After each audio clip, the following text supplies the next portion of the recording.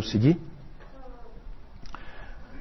Então tá, vamos falar dos pais da igreja primitiva. Na verdade, a gente já vem falando dos pais desde o início, mas eu queria agora dar um apanhado geral sobre os pais. Quem são os pais?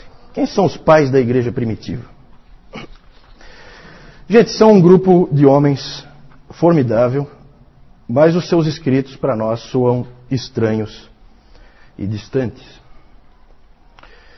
Existe uma coleção, uma das coleções de escritos dos pais, ela tem 400 volumes e mais de 100 mil páginas. O Dr. David Calhoun fala que o professor dele, quando ele estudou no Princeton Seminary, o professor dele disse que era para eles irem para a biblioteca e ficarem parados na frente da coleção, que tem uma lá, com os 400 volumes, e aí ali eles se humilharem diante daquilo que estava ali na frente deles. Ele disse, essa parte foi fácil, o difícil seria se ele tivesse dito para a gente ler aquilo ali. Mas é interessante, é muito escrito, gente, muito. Realmente, Salomão tinha razão, não há limite para se fazer livros. E foi importante tudo isso que eles escreveram. Muito mais conhecida é uma outra coleção, que inclusive circula na internet, talvez algum de vocês já tenha a possibilidade de ter visto, porque isso aí tudo evidentemente é domínio público, com 38 volumes, bem mais modesta. 38 volumes, dividida em pais antinicenos ou pré-nicenos, nicenos e pós-nicenos. Então, os pais que vieram antes do Concílio de Niceia, os que pegaram aquela época do Concílio de Niceia e os que vieram depois do Concílio de Niceia. Eles são famosos, esses pais, mas eles são pouco conhecidos. Por que eles são pouco conhecidos? Primeiro porque eles são difíceis de ler. Eles são extremamente prolixos. O que a gente escreveria numa página, eles vão levar umas 6, 7. Depois os puritanos vão fazer isso de novo, né? Gostam de escrever. E eles sempre fazem digressões. Sabe o que é digressão? Digressão é quando eu começo a falar um assunto, eu faço muito isso, tá? Quando eu começo a falar um assunto, e daqui a pouco eu já estou falando um outro assunto e eu não concluí o primeiro. E aí eu vou para um terceiro assunto e eu não concluí nem o primeiro nem o segundo. Isso são digressões. E eles fazem essas digressões. Às vezes eles começam com um assunto, daqui a pouco eles já vão para outro. No Novo Testamento tem alguém que faz esse tipo de coisa, né? Um dos motivos que os estudiosos creem que o livro de Hebreus não foi escrito por Paulo, apesar de alguns acharem que foi escrito por Paulo, e ele foi colocado na Bíblia como um escrito de Paulo, né, pelo posicionamento, um dos motivos que faz com que as pessoas creiam que não foi escrito por Paulo é porque o livro de Hebreus não contém digressões, e Paulo fazia digressão sempre. A hora que ele fala de Jesus Cristo, ele esquece do que ele estava falando. É impressionante. E o autor de Hebreus, não, o autor de Hebreus ele é preciso. Então não é uma característica tão ruim assim, mas realmente dificulta a leitura. Inclusive o professor Calhoun lá, ele recomenda ler o livro Cidade de Deus, do Agostinho, a principal obra de Agostinho, que alguém já disse que é um livro sobre tudo o que há. Né? Sobre o que fala esse livro? Sobre tudo. Tudo que você puder imaginar. Esse livro fala.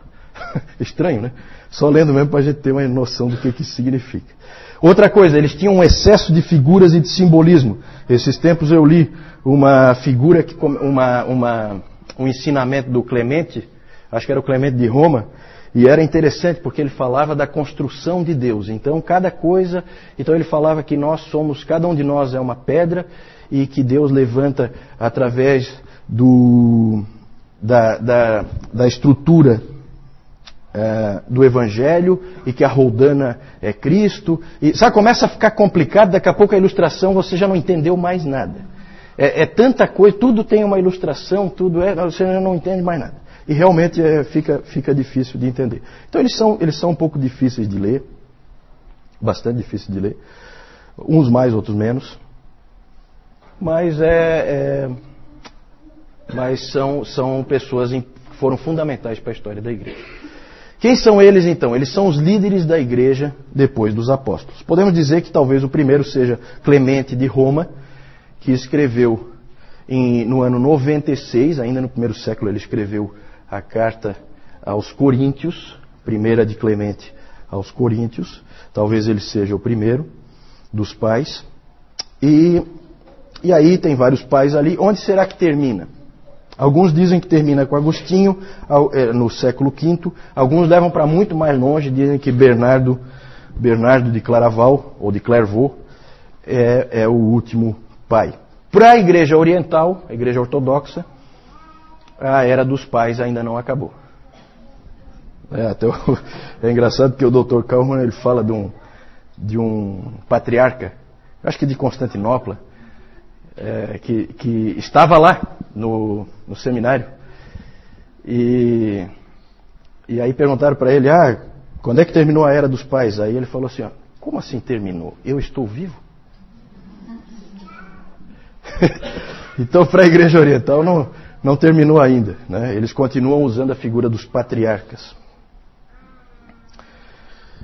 Eram homens de várias regiões e etnias, sempre daquela em volta ali do mar Mediterrâneo, que geralmente escreviam em grego, eram de fala grega. Por que eles são chamados de pais? Essa é uma pergunta interessante, né? Por que eles são chamados de pais? Não porque eles fossem perfeitos, ou porque, muito pelo contrário, eles não tinham nada de perfeitos. Mas eles eram ouvidos e respeitados por toda a igreja. Como um pai, ouvido e respeitado. E eles também permaneceram firmes pela verdade. De perfeitos eles não tinham nada. Nós temos gente como Tertuliano, que a gente já falou no domingo passado, que acabou cedendo à heresia montanista,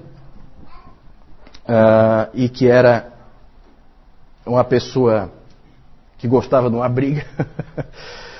Nós temos o Jerônimo. Jerônimo era um indivíduo insuportável. Ninguém gostava de Jerônimo. Jerônimo era um cara intratável, ranzinza, rabugento. Ninguém gostava dele. Ninguém. O Cirilo, por exemplo, nós temos Cirilo. Cirilo perseguia violentamente os seus oponentes. Então, assim, é só alguns exemplos para mostrar de que de perfeito eles não tinham nada. Eu coloquei ali, né, ortodoxos. Nós, quando lemos os pais, nós vemos que eles mesmos podem ser acusados de heresias às vezes. Por quê? Porque a doutrina não está bem estabelecida. Não há ainda uma clareza sobre a verdade. O que é verdade e o que não é verdade. Então eles falham às vezes na doutrina da Trindade. A doutrina da Trindade não está bem clara. E sempre é um terreno perigoso. Quando você começa a escrever sobre isso, você corre o risco de ir longe demais. É como você também escrever sobre a soberania de Deus. Você corre o risco de ir longe demais. Depois nós vamos falar mais um pouquinho sobre isso. De qualquer maneira, a igreja antiga honrou os seus líderes e eles são chamados de pais. A maioria deles foi considerada tanto pela igreja católica, como pela católica romana, como pela igreja ortodoxa. Eles são considerados santos. Alguns não, como Tertuliano, por exemplo, porque seguia uma heresia, e o Orígenes, porque falava muita bobagem. Né? Mas vamos lá. Vamos falar rapidamente de 9 pais, só assim para vocês terem uma ideia da variedade de cada um. Pode pôr o primeiro aí. Clemente de Roma, que foi o primeiro aí, a gente não sabe bem quando que ele nasceu, mas ele morreu no ano 99. É um típico pastor. Falei para vocês, eu já tive a oportunidade de ler a primeira carta aos Coríntios de Clemente de Roma. É uma carta curta, dá para você ler tranquilamente, tem evidentemente na tradução, né? Eu não sei ler em grego. Mas ele é tipicamente pastoral. É um pastor, nitidamente um pastor. Próximo, Policarpo. Aí nós vamos colocar mais ou menos em ordem cronológica, e todos esses pais aí são do 2º, 3º século. 1º, 2º, 3º século, que é mais ou menos onde a gente está. Não conseguimos avançar ainda. Hoje nós devemos entrar no 4º século. Policarpo nós já falamos, nós falamos do martírio dele, lembram? Ele foi bispo de Esmirna, conheceu pessoalmente o apóstolo João, isso é sempre uma coisa muito interessante. Ele foi discípulo de João, ele aprendeu com João. Isso é uma coisa bem marcante. E ele é famoso por aquelas palavras que ele disse quando ele foi martirizado. Famosas palavras: 86 anos eu servi ao Senhor e Ele nunca me falhou. Como poderia eu negar a Cristo, meu Rei. E aí ele foi, vocês se lembram, ele foi condenado a ser queimado e o fogo não pegou nele, né? Teve que depois ser morto com uma espada, porque formou uma célula, o fogo envolveu uma célula em torno dele e ele não queimou. Próximo, Justino Mártir.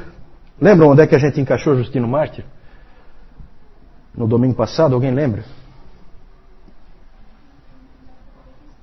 Nos apologistas, isso mesmo, Débora.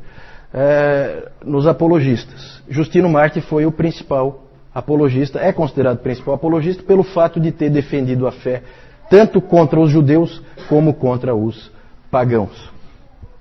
Ele, como o próprio nome já diz, Justino Mártir, dá para ter uma ideia de como é que ele morreu. Ele foi martirizado, senão o nome dele não seria esse, né? Ele tinha uma escola em Roma.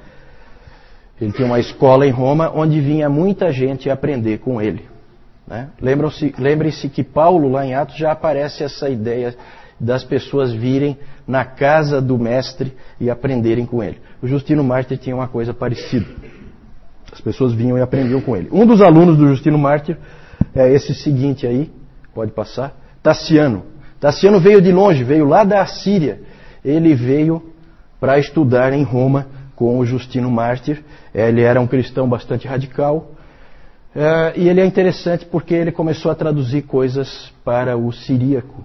Ele escrevia em siríaco. Então começam a aparecer as primeiras traduções da palavra, né? Ele começa a traduzir para o siríaco porque ele foi para Roma, aprendeu com o Justino Mártir, depois voltou lá para a Síria. A Síria é um país que fica ali vizinho de Israel, né? Então logo assim a leste de Israel fica a Síria. Ele escreveu o Diatessaron.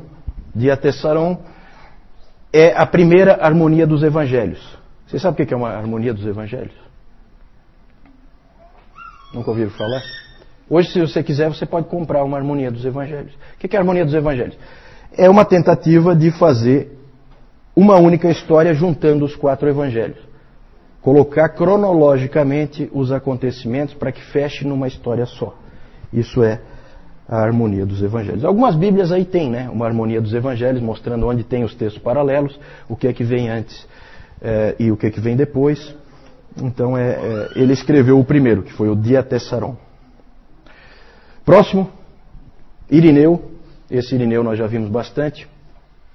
Irineu, ele é interessante porque ele aprendeu muito com Policarpo, porque ele também é de Esmirna, lá na Ásia Menor, e Policarpo era o pregador e ele ia ouvir sempre o Policarpo, aprendia com o Policarpo, e o mais interessante ainda é que ele se tornou um missionário. Um missionário. Ele é lá da Ásia Menor e ele foi, sabe para onde? Quem é que sabe? Lembra do nome dele? Irineu de Lyon. Onde é que fica Lyon? França. Então ele foi para Gália, porque naquele tempo não existia França. França é um país. Naquele tempo não existiam países, existiam regiões, existiam pequenos reinos, áreas de influência. E ele foi então para Gália como missionário.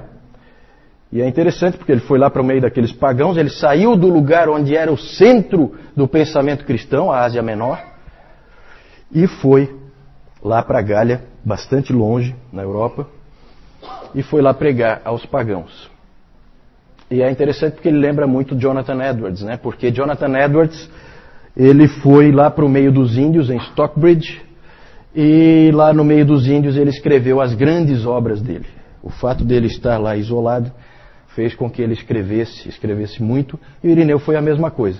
O livro dele, em vários volumes, Contra Heresias, é o nome? Contra Heresias, onde ele atacou o gnosticismo, atacou o marcionismo, ele escreveu lá na Gália. Então é interessante porque ele é realmente um missionário, ele aprendeu a língua do lugar para onde ele estava indo, bem aquele esquema que a gente conhece de missões. Irineu. Próximo. Tertuliano, esse nós já vimos várias vezes. Vimos que ele era bastante radical no seu isolamento do mundo. Ele, na verdade, era um advogado que se tornou teólogo. E algumas pessoas acham que foi bom que ele fosse um advogado porque ele trouxe para dentro do cristianismo uma linguagem um tanto quanto legal do direito. E outros acham que isso não foi bom. Isso aí há discussões entre os eruditos aí quanto a esse aspecto, se foi bom ou se não foi. Ele é um dos pais mais interessantes de ler, segundo se diz. Já colocamos várias frases dele, então ele tem frases de efeito que são conhecidas até hoje. Vocês lembram, no domingo passado nós mostramos aquela que é bem conhecida, que o sangue dos mártires é a semente da igreja. Então ele tem essas frases de efeito. Então ele é um pai da igreja que é interessante de ler. Um aspecto também pitoresco aí a respeito dele é que ele é famoso por ter criado centenas de novas palavras no latim, para a língua latina. Criou centenas de novas palavras. 509 substantivos, 284 adjetivos e 161 verbos novos. Ele criou. Tem uma palavra dele que todos nós usamos. Quem é que sabe?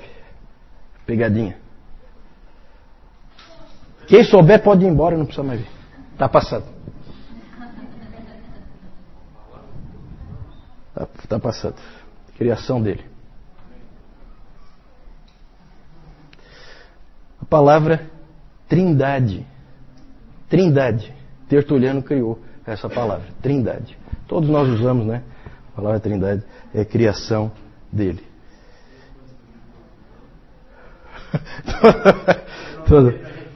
Todo mundo. Não, é rápido, é jogo rápido. Não vou dar o dia inteiro para tu ir pesquisar na internet. Não. Tem que saber, se não sabe, não sabe. É. Próximo. Clemente de Alexandria, já falamos dele também. Lembram que ele era vinculado a uma escola lá em Alexandria, famosa escola cristã, um tipo de um seminário. Ele foi aluno do Pantenos. Alguém lembra do Pantenos? Quem foi o Pantenos? Foi um professor dessa escola de Alexandria que ele foi para onde? Falei no domingo passado. Difícil de lembrar esses detalhes, né? Foi para a Índia, exatamente. Foi lá consolidar o trabalho do apóstolo Tomé. Foi missionário também. Então, e o Clemente tinha sido aluno dele. E o Clemente, todo esse pessoal de Alexandria gostava muito do conhecimento, inclusive do conhecimento pagão, dos filósofos, né? Aristóteles, Platão, todos esses grandes filósofos gregos. E o Clemente, vocês lembram que nós tratamos dele quando nós falamos dos apologistas, da questão também da tensão do cristianismo e da cultura. Nós vimos que Tertuliano exemplificava um tipo de postura e o Clemente exemplificava um outro tipo de postura, que é de receber essas coisas, claro, sob o Evangelho, nunca em mesmo grau de importância, mas usufruir delas.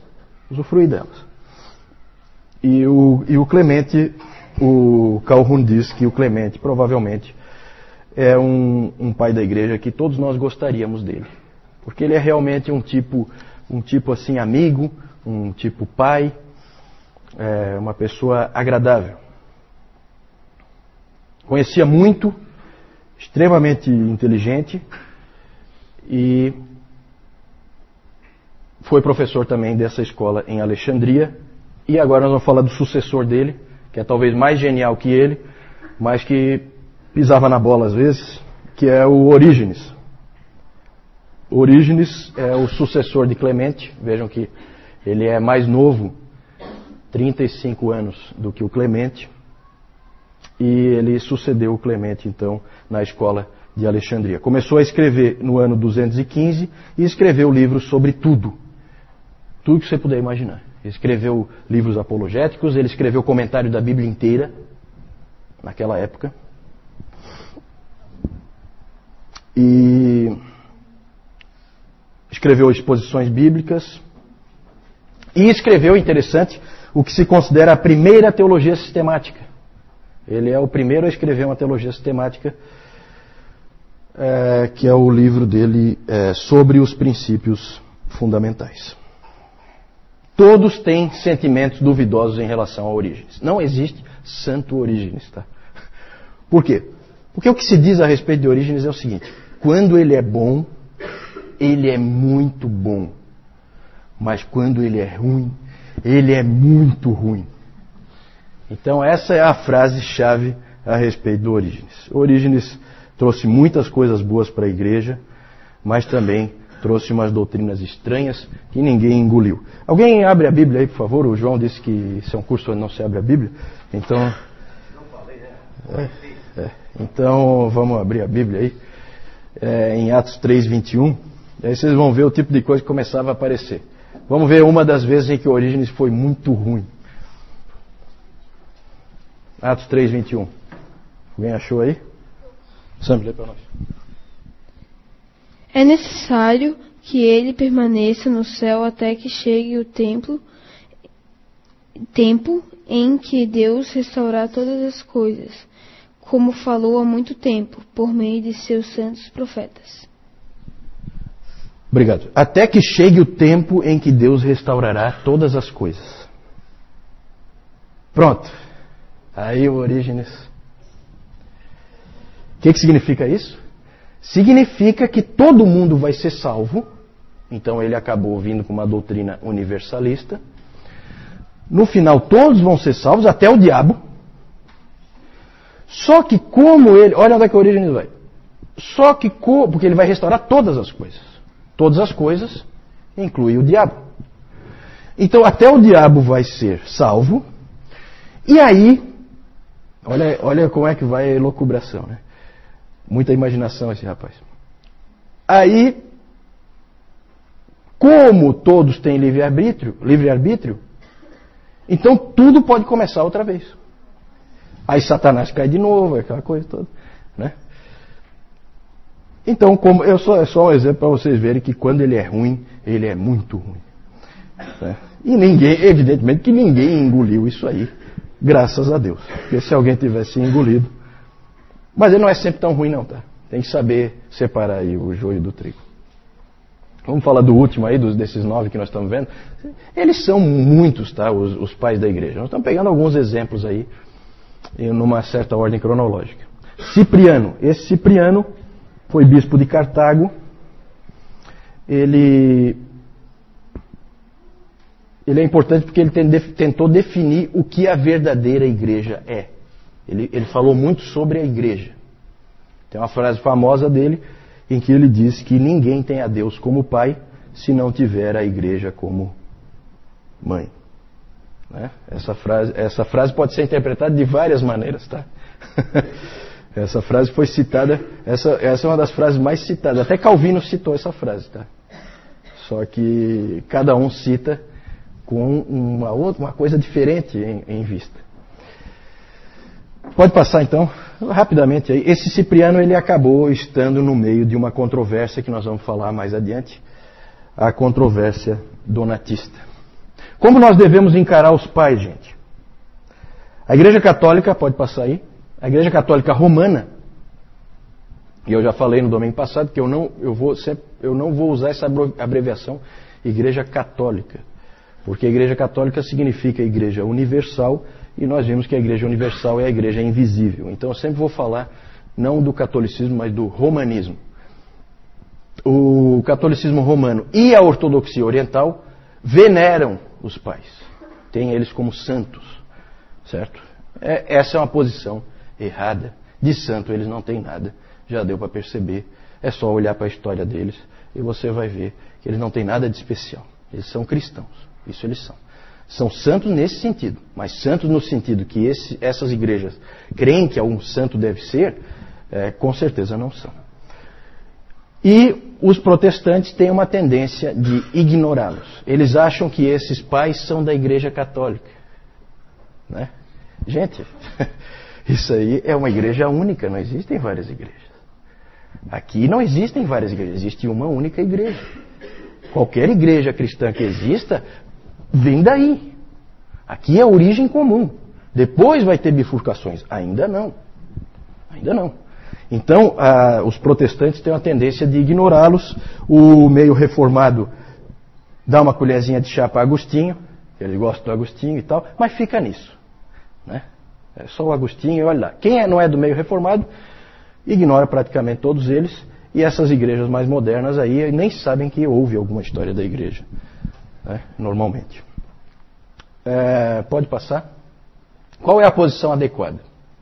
A posição adequada nossa deve ser a seguinte: nós devemos olhar para eles como seres humanos que estavam algumas vezes errados, mas que foram frequentemente guias fiéis e que sustentaram a igreja e que colocaram a igreja no caminho certo e que foram usados por Deus para isso. Ok? Pode passar. Vamos ver aí então as figuras de alguns deles. É claro que essas figuras sempre são da arte, não existe fotografia, não existe nada disso. Provavelmente eles eram bem diferentes do que aparece ali, mas é interessante para a gente ver, né? Clemente de Roma, evidentemente, como Clemente de Roma foi um presbítero em Roma, e o principal presbítero em Roma, ele é chamado hoje de santo. E o que mais? Que característica foi dada depois para todos os bispos de Roma? Papa. Então você vai ver, Papa Clemente I. Né? Eu tenho certeza que ele abominaria esse título, mas é dado, né, a ele. É interessante porque, isso depois nós vamos falar, mas o catolicismo romano é engraçado, porque Pedro provavelmente não tem nenhum registro de que ele tenha sequer sido um presbítero em Roma. Ele era apóstolo, ele circula pelas igrejas. Ele não é um dos presbíteros. Então ele não é bispo de Roma, então ele não é o primeiro papa. Mas é aquela coisa, força-se, né? Na verdade é uma afirmação, essa afirmação de que Pedro foi o primeiro papa não é uma afirmação histórica, é uma afirmação dogmática. Para garantir uma certa doutrina, então se afirma isso contra todas as evidências históricas. Então ali, Clemente de Roma, Policarpo, Justino Mártir, Tassiano, pode passar, Irineu, Orígenes e Cipriano. São os 9 que nós falamos, né? Eu não sei onde é que... A pergunta é sobre onde estão os escritos dessas pessoas. Na verdade, existem cópias, né? Como todos os livros antigos, existem cópias. E as cópias são muitas. Então você tem em vários lugares. O acervo do Vaticano deve ter cópias também. Alguns têm cópias mais antigas, outros têm cópias mais recentes. A maioria dos manuscritos antigos estão na Inglaterra. Já houve tempo em que a Inglaterra foi dona do mundo. O sol não se punha sobre o reino da Rainha Vitória. E então todos os arqueólogos eram ingleses e tudo que eles descobriam eles simplesmente roubavam dos países em que eles descobriam as coisas, né? Então a maioria dos manuscritos estão na Inglaterra, muitos nos Estados Unidos também, porque foram comprados, né? Os Estados Unidos, no poder econômico, compravam manuscritos, mas sempre é assim, sempre são cópias. Então as cópias são muitas. Os originais provavelmente estão perdidos. Algumas dessas obras não sequer existe o original. Eu falei daquela obra do Celso, Verdadeira Razão. Essa obra foi reconstruída, 90% dela, só com as citações que o Orígenes faz daquela obra. A obra mesmo não existe. Não se encontra a obra. Então isso aí são tudo recursos históricos que se usam para reconstruir livros antigos. Uma das grandes perdas que nós falamos domingo passado foi exatamente a queima da Biblioteca de Alexandria, porque certamente ela teria cópias de todos esses manuscritos.